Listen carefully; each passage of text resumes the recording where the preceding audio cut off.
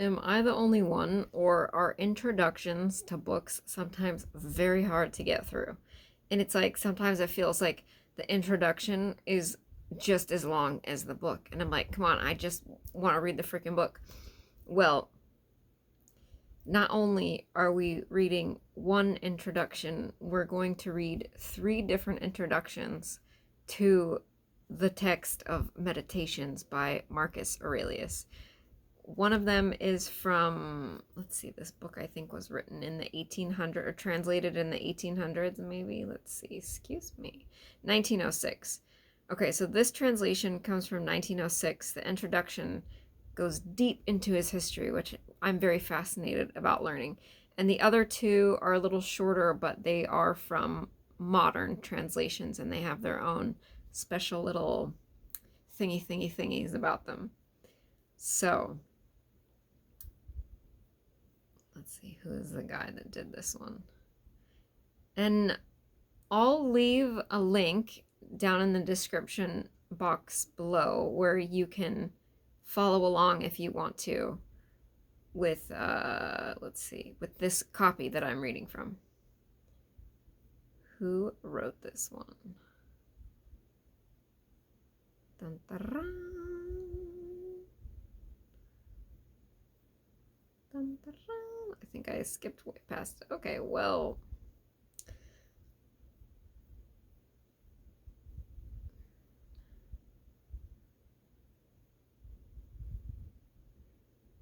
the sages of old live again in us.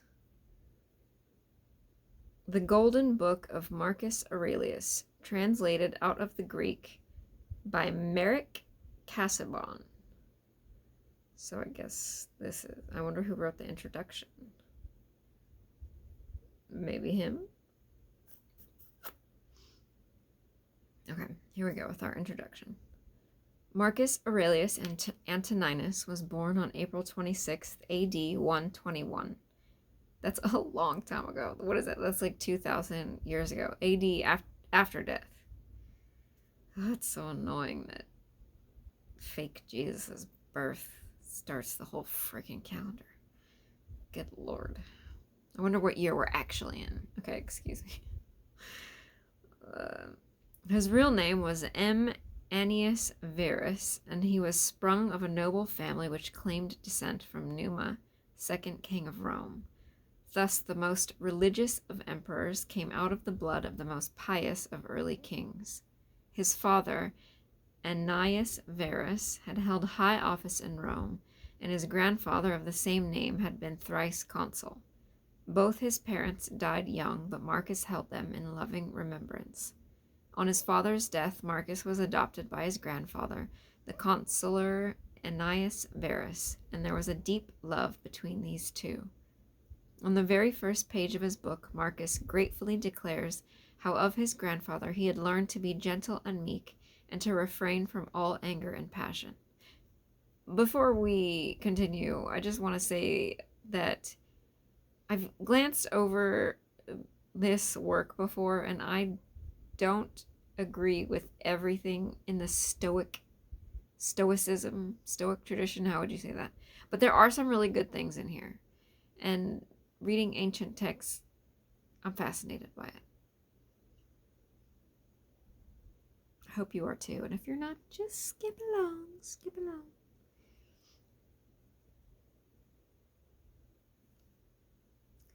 On the, let's see, the Emperor Hadrian divined the fine character of the lad whom he used to call not Verus, but Verissimus, more truthful than his own name.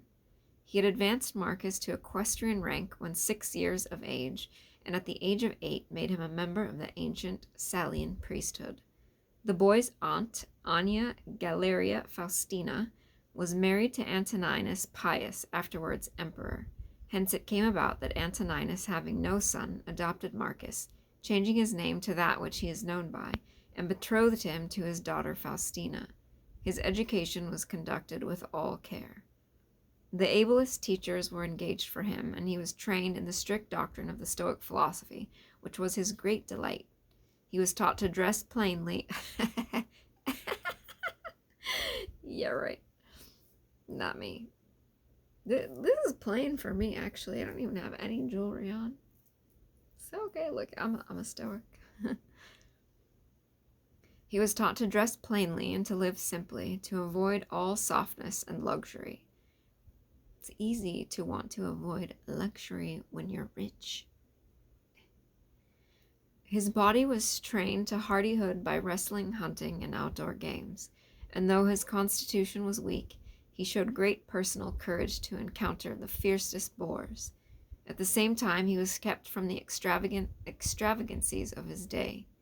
The great excitement in Rome was the strife of the factions, as they were called, in the circus. Excuse me. The racing drivers used to adopt one of 4 colors, red, blue, white, or green, and their partisans showed an eagerness in supporting them which nothing could surpass. Riot and corruption went in the train of the racing chariots, and from all these things Marcus held severely aloof. In 140, Marcus was raised to the consulship, and in 145, his betrothal was consummated by marriage. 2 years later, Faustina brought him a daughter, and soon after, the tribunate and other imperial honors were conferred upon him. Antoninus Pius died in 161, and Marcus assumed the imperial state. He at once associated himself with L. Sionius Commodus, whom Antoninus had adopted as a younger son at the same time with Marcus, giving him the name of Lucius Aurelius Verus. Henceforth, the two are colleagues in the empire, the junior being trained, as it were, to succeed. No sooner was Marcus settled upon the throne than wars broke out on all sides. In the east, Vologeses III of Parthia began a long-meditated revolt by destroying a whole Roman legion and invading Syria. Verus was sent off in hot haste to quell this rising, and he fulfilled his trust by plunging into drunkenness and debauchery, while the war was left to his officers. Soon after, Marcus had to face a more serious danger at home in the coalition of several powerful tribes on the northern frontier. Chief among those were Marcomanni, or Marchmen, the Quadi, mentioned in this book, the Sarmatians, the Catti, the Jazges, Jazgyges.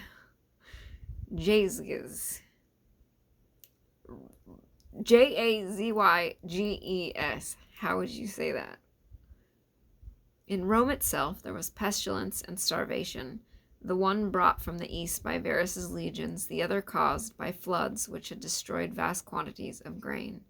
After all had been done, possibly to allay famine and to supply pressing needs, Marcus being forced even to sell the imperial jewels to find money, both emperors set forth to a struggle which was to continue more or less during the rest of Marcus's reign.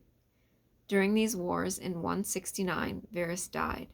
We have no means of following the campaigns in detail, but thus much is certain, that in the end the Romans succeeded in crushing the barbarian tribes and effecting a settlement which made the empire more secure. Marcus was himself commander-in-chief, and victory was due no less to his own ability than to his wisdom in choice of lieutenants, shown conspicuously in the case of Pertinax. There were several important battles fought in these campaigns, and one of them has become celebrated for the legend of the Thundering Legion. In a battle against the Quadi in 174, the day seemed to be going in favor of the foe, when on a sudden arose a great storm of thunder and rain. The lightning struck the barbarians with terror, and they turned to rout. In later days, this storm was said to have been sent in answer to the prayers of a legion which contained many Christians, and the name Thundering Legion should be given to it on this account. The title of Thundering Legion is known at an earlier date, so this part of the story at least cannot be true, but the aid of the storm is acknowledged by one of the scenes carved on Antonine's column at Rome, which commemorates these wars. The settlement made after these troubles might have been more satisfactory but for an unexpected rising in the east. Avidius Cassius, an able captain who had won renown in the Parthian wars, was at this time chief governor of the eastern provinces. By whatever means induced, he had conceived the project of proclaiming himself emperor as soon as Marcus, who was then in feeble health, should die, and a report having been conveyed to him that Marcus was dead, Cassius did as he had planned. Marcus, on hearing the news, immediately patched up a peace and returned home to meet this new peril. The emperor's great grief was that he must needs engage in the horrors of civil strife. He praised the qualities of Cassius and expressed a heartfelt wish that Cassius might not be driven to do himself a hurt before he should have the opportunity to grant a free pardon. But before he could come to the east, news had come to Cassius that the emperor still lived. His followers fell away from him, and he was assassinated. Marcus now went to the east, and while there the murderers brought the head of Cassius to him, but the emperor indignantly refused their gift, nor would he admit the men to his presence. On this journey his wife Faustina died. At his return the emperor celebrated a triumph. Immediately afterwards he repaired to Germany and took up once more the burden of war.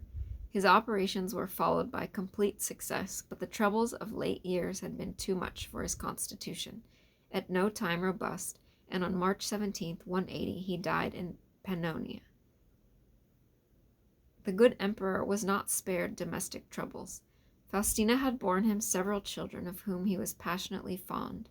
Their innocent faces may still be seen in many a sculpture gallery, recalling with odd effect the dreamy countenance of their father. But they died one by one, and when Marcus came to his own end, only one of his sons still lived, the weak and worthless Commodus. On his father's death, Commodus, who succeeded him, undid the work of many campaigns by a hasty and unwise peace, and his reign of 12 years proved him to be a ferocious and bloodthirsty tyrant.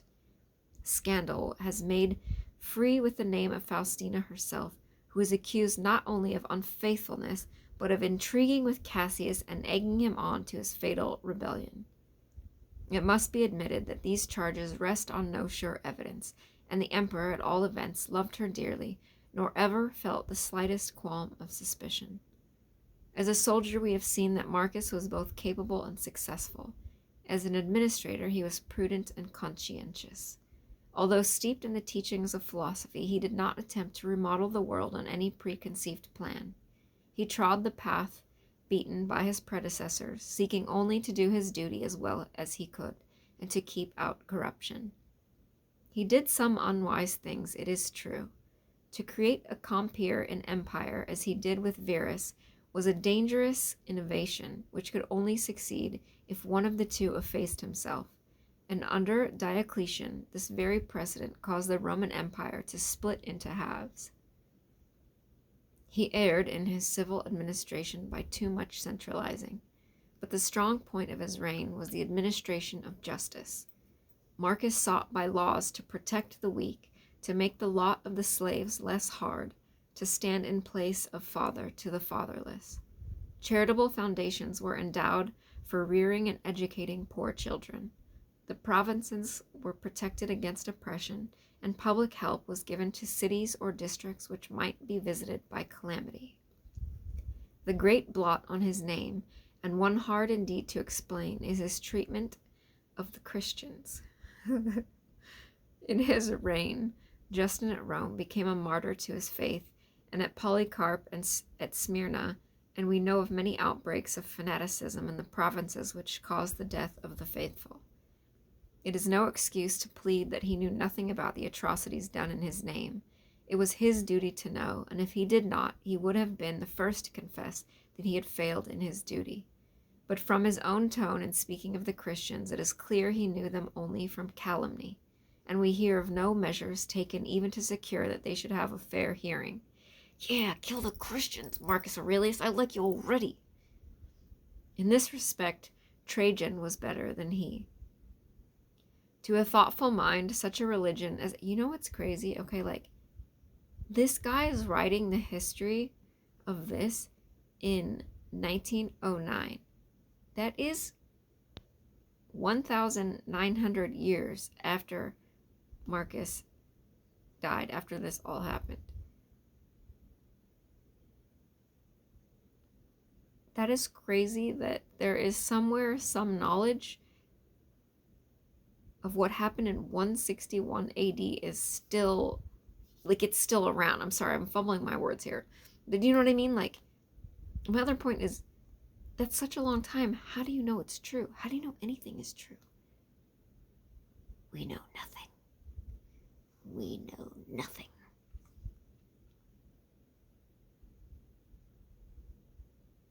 But even 2,000 years ago, Marcus Aurelius knew that Christians were full of shit. To a thoughtful mind, such a religion as that of Rome would give small satisfaction. But I guess he was Catholic. Was he Catholic? Because Catholicism was the ruling religion for a long time. Was it? I don't know what the fuck I'm talking about. Never mind. Let's continue.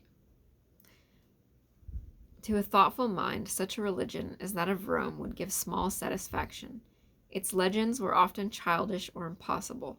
Its teaching had little to do with morality. The Roman religion was in fact of the nature of a bargain. Men paid certain sacrifices and rites, and the gods granted their favor irrespective of right or wrong. In this case, all devout souls were thrown back upon philosophy, as they had been, though to a less extent in Greece. There were under the early empire 2 rival schools which practically divided the field between them, Stoicism and Epicureanism. The ideal set before each was nominally much the same.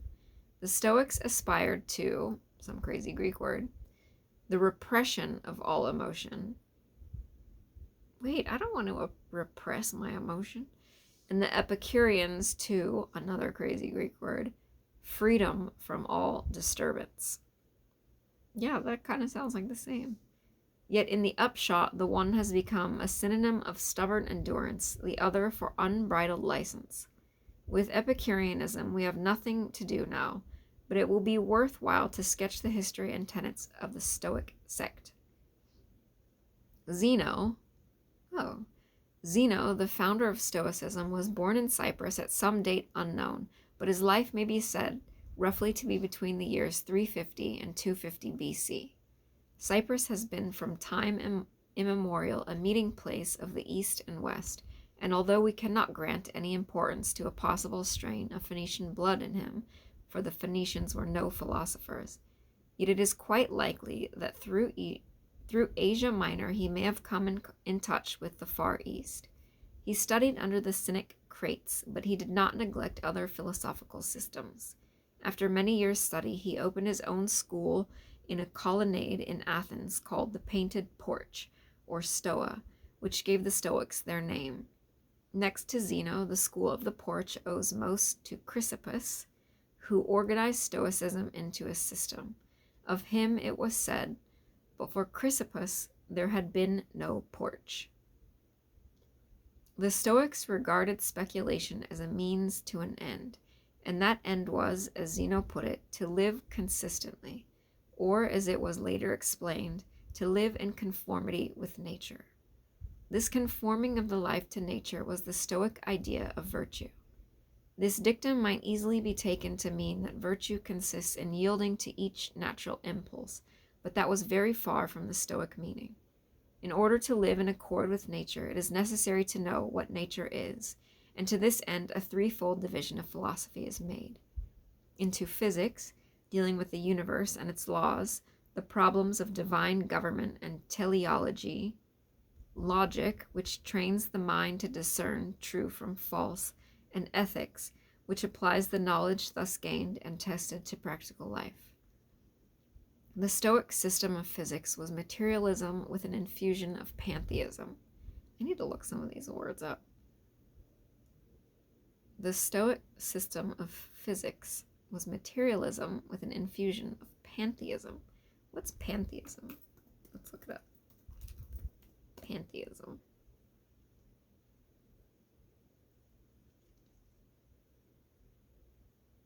The worship or tolerance of many gods.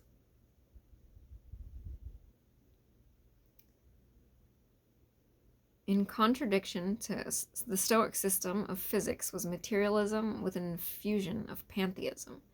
In contradiction to Plato's view that the ideas or prototypes of phenomena alone really exist, the Stoics held that material objects alone existed, but immanent in the material universe was a spiritual force which acted through them, manifesting itself under many forms as fire, ether, spirit, soul, reason, the ruling principle. Ooh.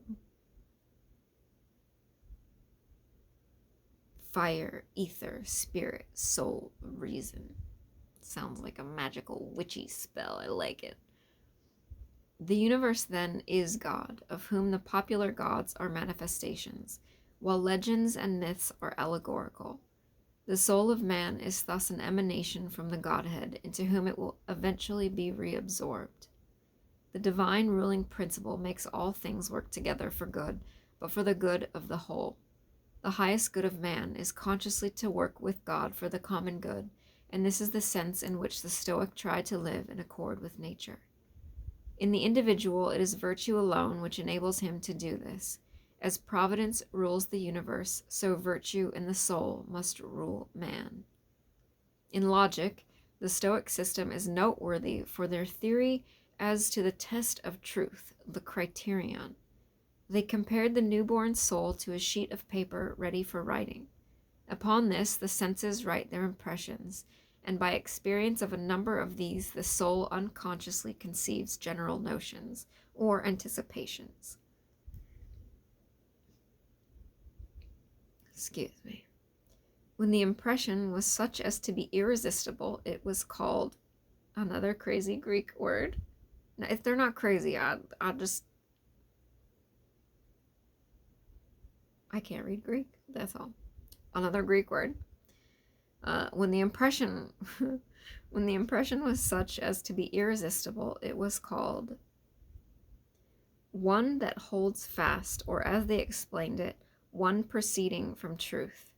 Ideas and inferences artificially produced by deduction or the like were tested by this holding perception. Of the ethical application I have already spoken. The highest good was the virtuous life.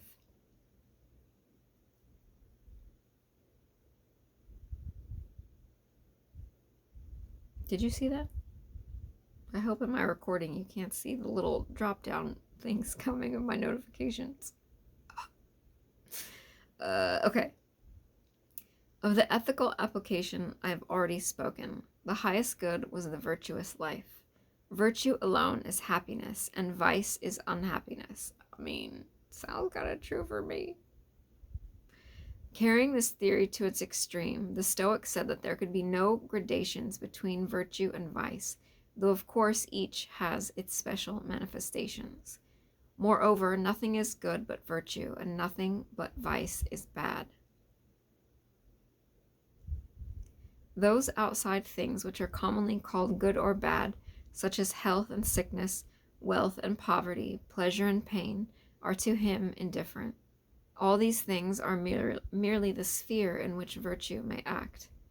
The ideal wise man is sufficient unto himself in all things, and knowing these truths, he will be happy even when stretched upon the rack. Oh my God. You know what he means by that? What I think he means by that. Stretched on the rack. The first thing that came to my mind is these drawings that I have from the medieval times where they actually would stretch bodies out on a rack to kill them, to torture them.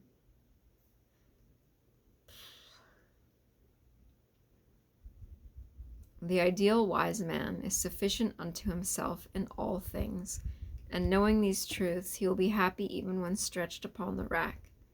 It is probable that no Stoic claimed for himself that he was this wise man, but that each strove after it as an ideal much as the Christian strives after a likeness to Christ.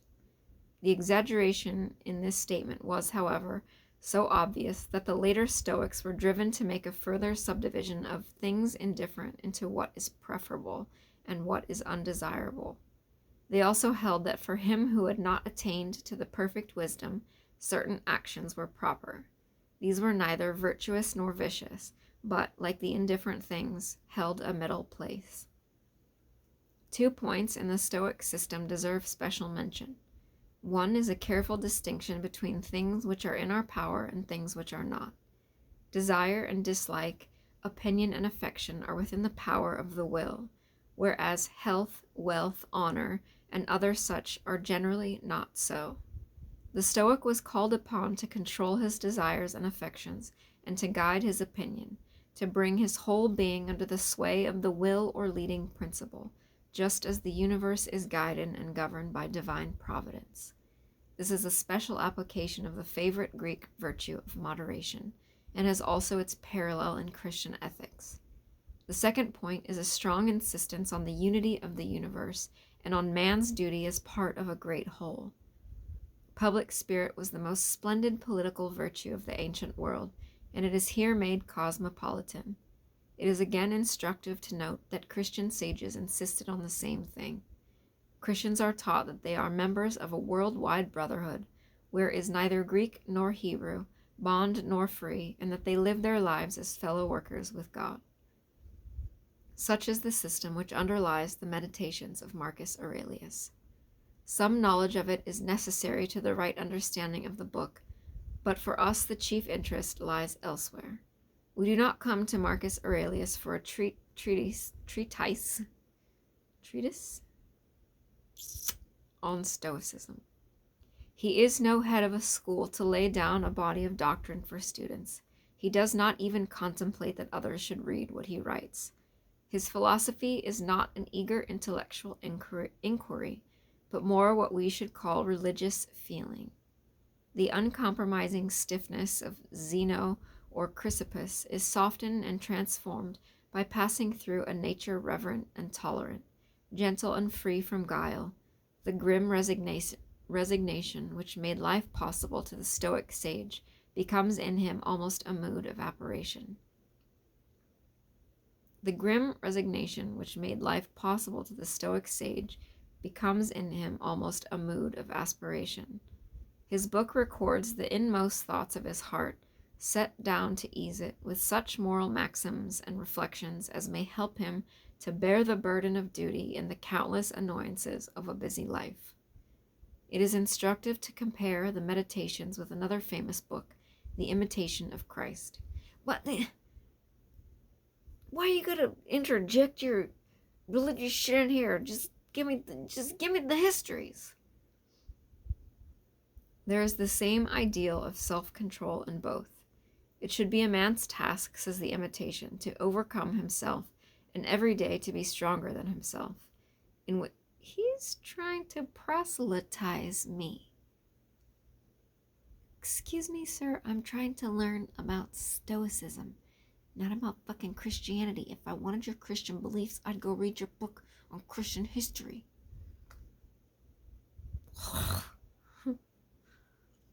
In withstanding of the passions standeth very peace of heart. I should skip all this shit. Should we speed read it? Let us set the axe to the root, that being purged of our passions may have a peaceable mind.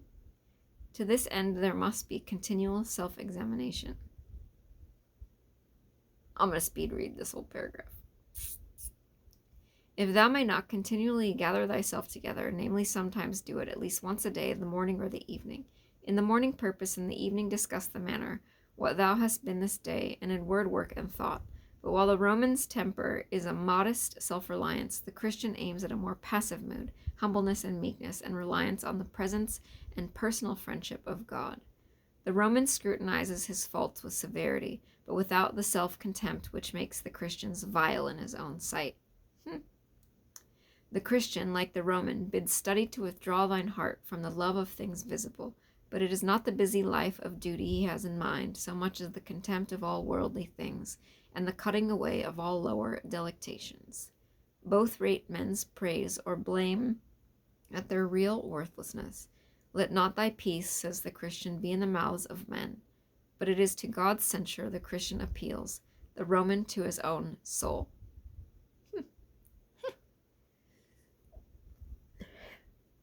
Excuse me. The petty annoyances of injustice or unkindness are looked on by each with the same magnanimity. Why doth a little thing said or done against thee make thee sorry? It is no new thing. It is not the first, nor shall be the last if thou live long. At best, suffer patiently, if thou canst not suffer joyously. The Christian should sorrow more for other men's malice and for our own wrongs, but the Roman is inclined to wash his hands of the offender. Study to be patient in suffering and bearing other men's defaults and all manner infirmities, says the Christian. But the Roman would never have thought to add, if all men were perfect, what had we then to suffer of other men for God? The virtue of suffering in itself is an idea which does not meet us in the Meditations. Both alike realize that man is one of a great community. No man is sufficient to himself, says the Christian. We must bear together, help together, comfort together. But while he sees a chief importance in zeal, in exalted emotion, that is, an avoidance of lukewarmness, the Roman thought mainly of duty to be done as well as might be, and less of the feeling which should go with the doing of it. To the saint as to the emperor, the world is a poor thing at best. Verily it is a misery to live upon the earth, says the Christian. Few and evil are the days of man's life, which passeth away suddenly as a shadow. But there is one great difference between the two books we are considering. The Imitation is addressed to others, the Meditation by the writer to himself. We learn nothing from the Imitation of the author's own life, except insofar as he may be assumed to have practiced his own preachings. The Meditations reflect mood by mood the mind of him who wrote them. In their intimacy, I hope this Christian bullshit's over. I think it's over. What's my time? Oh, we're about, let's see where we're at. We're at 30 minutes right now. It's a long introduction. Okay, we'll stop it there. Ugh. Okay. Thank you. See you on the next one.